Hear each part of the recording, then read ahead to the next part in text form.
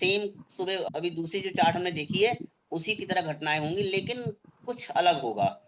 यहाँ पर सूर्य इस व्यक्ति को मल्टीपल मकान देता जाएगा, लेकिन ये मकान केतु के 8th हाउस के प्रभाव से मिल रहा है। इसका मतलब ये है कि मैक्सिमम लेवल पर हम ये माने कि जो मकान अधिक प्राप्त हुए हैं वो ससुराल में प्राप्त हुए हैं। लेडीज चार्ट है ना ये। जी हाँ, जी बिल्कुल। तो अधिकतर मकान जो प्राप्त होंगे वो ससुराल से प्राप्त होंगे। अब हम देखें कि सूर्य के पीछे शुक्र है।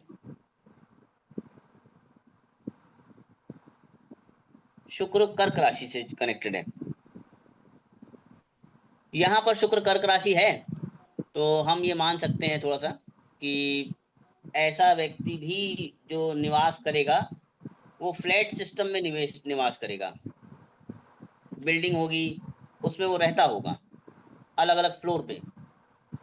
तो कहाँ रहते हो? मकान है कि फ्लैट है? जी बिल्कुल फ्लैट है, फ्लैट में ठीक है। रहती हूँ। अब थोड़ा सा अब हम थोड़ा सा शुक्र के पीछे देखें, राहु बैठा है। अभी हम मोटे मोटे ग्रहों के हिसाब से चले, फिर और देखने का प्रयास करेंगे। तो सूर्य के पीछे, सूर्य से 11th हाउस में राहु बैठा है। राहु क्या क्या दिखाता है? खाली जगह, रेल लाइन, कब्रिस्तान। ये 3 चीजों में से कोई एक चीज होना ही चाहिए। तो जी हाँ बिल्कुल और अगर हम खाली। थोड़ा दूरी पर जाएंगे। जी हाँ बिल्कुल, हाँ, खाली जगह भी क्या है? है, खाली जगह भी है, कब्रिस्तान भी है। ठीक है। अगर हम दूरी पे जाएंगे तो लगभग ये जो है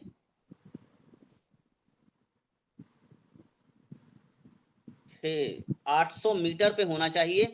800 साढ़े 800 मीटर पे कब्रिस्तान वो होना चाहिए, और पास में खाली जगह होना चाहिए। जी हाँ एग्जैक्ट है, सेम यही है। जहां पर हाँ, जहां पर भविष्य में, क्योंकि राहु के आगे शुक्र बैठा है। हम्म। रिकॉर्डिंग हो रही है? जी हाँ, जी। नहीं हो रही है? जी जी हो रही हो है। रही है। जी जी। तो राहु के आगे, अब यहाँ पे हम थोड़ा सा पीछे से वापस आएंगे, तो राहु के आगे शुक्र है, मतलब कि उस खाली Recording जगह in पर progress. भविष्य में Recording stopped. देखो अभी स्टार्ट Recording in हुई है। progress. कि इसका मतलब यह है कि वो प्रोग्रेसिव एरिया है। सूर्य के पीछे शुक्र है, उसके आगे राहु है, मतलब अभी एक अच्छे फ्लैट तैयार किए गए हैं, अच्छी कॉलोनियां बनाई गई हैं, पीछे का एरिया खाली पड़ा है अगर दोबारा थोड़ा आगे, दोबारा से वहां पर रिपीट भी कर दो निशान दिए थे। आ, रिकॉर्डिंग अभी शुरू हुई है ना, थोड़ा रिपीट। फिर से बता दूं। हाँ एक निशांत बार जी, मैंने लेट किया तो रिकॉर्डिंग अभी शुरू हुई है, और तो आप एक बार फिर से अगर कर सके तो बेटर रहेगा। ठीक है। मैं फिर से बोल देता हूँ। हमने यहाँ पे बात की कि सूर्य यहाँ पर चौथे भाव का मालिक है। जी। सूर्य चौथे भाव में बैठा है। चौथा भाव व्यक्ति के जन्म का है, उसके परिवार का भाव है, उसके मातृभूमि का भाव है। लेकिन क्योंकि स्त्री का चार्ट है, तो सूर्य से सूर्य से त्रिकोण जो अष्टम भाव है, वहां पर धनु राशि में केतु बैठा है। ये कहाँ है? तो 7th से 2nd 8th हाउस में बैठा है। मतलब पति की संपत्तियों में काउंट करें हम, तो हम ये पाएंगे कि ऐसे व्यक्ति के पास अपने पति के या परिवार के मल्टीपल अपार्टमेंट, मल्टीपल मकान होना चाहिए। सर मल्टीपल इसलिए ले रहे हैं कि केतु है। हाँ, ठीक। इसीलिए ले रहे हैं। और एक और कारण है इसके पीछे जया, शनि के आगे बुध है, शनि है, अच्छे ग्रह बैठे हैं। वो उसको रुकावट पैदा नहीं करेंगे, वो उसकी वृद्धि करेंगे। ठीक है सर। जी। क्योंकि मल्टीपल वो राशि भी अच्छी है। सूर्य के आगे बुध की राशि है, बुध राशि की राशि में शनि बैठा है। उसको तीसरे भाव से गुरु मंगल का सपोर्ट प्राप्त है, चंद्रमा का सपोर्ट प्राप्त है। इसका मतलब ये है कि ऐसे व्यक्ति के पास अच्छे मकान होंगे, बड़े मकान होंगे, और वो कई मकानों को अलग अलग तरह से यूज करेगा। अब जी हाँ। सूर्य के पीछे शुक्र है, सूर्य के मुझे पीछे एक शुक्र है। प्रश्न है, एक प्रश्न हाँ, है। बोलिए बोलिए।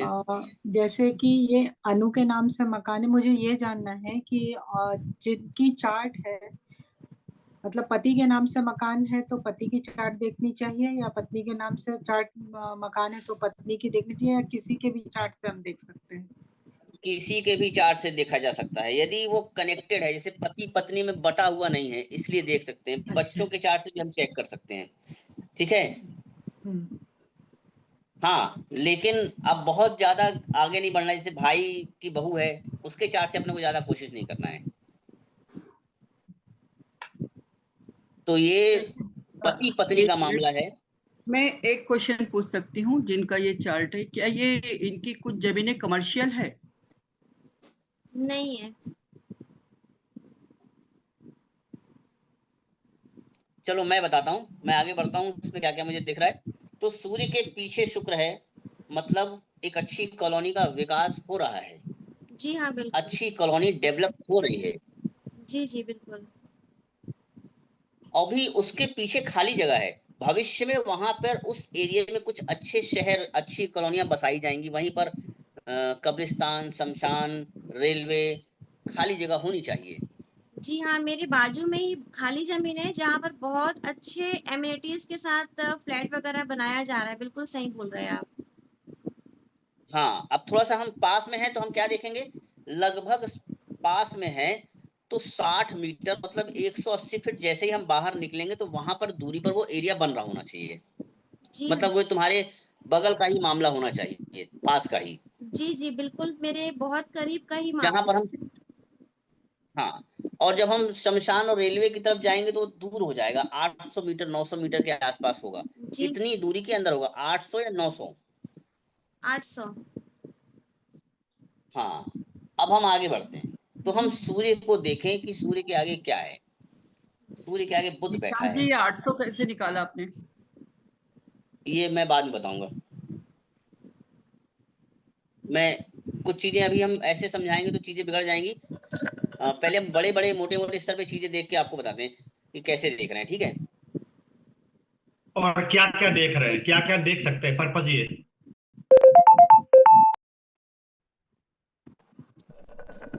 अच्छा, अब हम आगे हैं, तो सूर्य हमारा मकान है, इनका मकान है, सूर्य के मकान के आगे शनि बैठा है। अब शनि क्या है, शनि गरीब बस्ती है, शनि कचरा फेंकने का कोई बहुत बड़ा स्थान, लेकिन अब कचरा फेंकने के बड़े स्थान आजकल नहीं होते, आजकल तो गरीब बस्तियां होती हैं, छोटे लोग रहते हैं, दलित जातियां, कुछ ऐसे लोग रहते हैं जो अपने ग्रुप बनाकर रहते हैं, गरीब बस्ती है, इस टाइप का एरिया हम मानेंगे कि वहां पर ऐसे लोग अच्छी मात्रा